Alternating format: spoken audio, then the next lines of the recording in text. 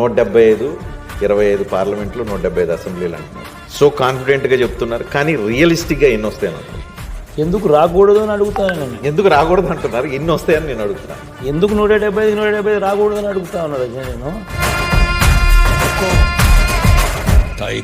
So including Kuppam, including Mangalagiri, why not, even Pithapuram, why not, why not 175కి 175, why not.